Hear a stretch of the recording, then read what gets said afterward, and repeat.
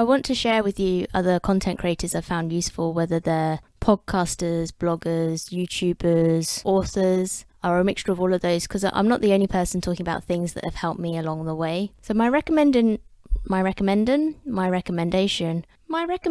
this time is for a podcast about why our financial actions aren't always as good as our intentions, and what are some things we can do about that. They also talk about what it means to be good with money or bad with money, and the emotional factors that are involved when we make financial decisions.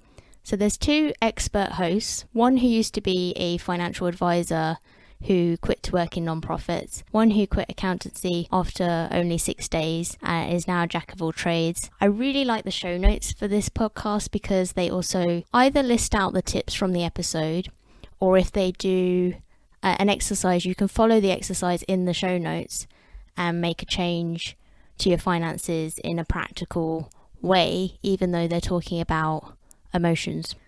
So the show's called Squanderlust, the podcast about the emotional side of money. The hosts are ex-financial advisor Martha Lawton and ex-accountant Alex Lemon.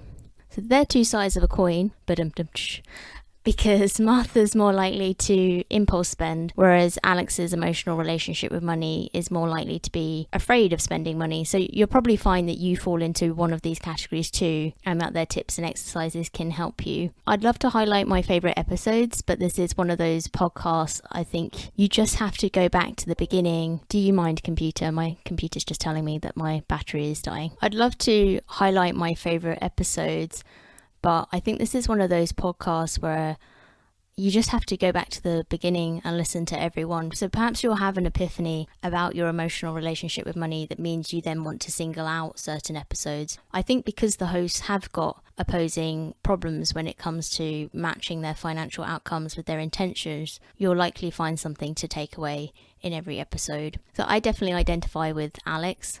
On the one hand, it's great to not want to spend. I've been able to live well within my means for a long time, saved a huge amount of money as a result that's allowed me to then do things I wouldn't have done otherwise. I'm not sure yet what the emotional cost is of being afraid of spending, but I suspect if I listen to enough of Squanderlust, I'll work it out.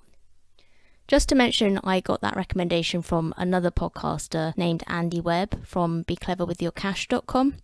So I'll dive into some episodes of his in future as well, because he deserves his own shout out. If you do follow up on any of these recommendations, let me know what you thought. Let them know that you found them through me. I'm open to recommendations from you too. So who has been your guiding light online when it comes to money or side hustles and online business? Or is there just a podcast or something to read that you think everyone should know about? Share it with me, and it's very likely that I'll feature your special recommendation in a future episode.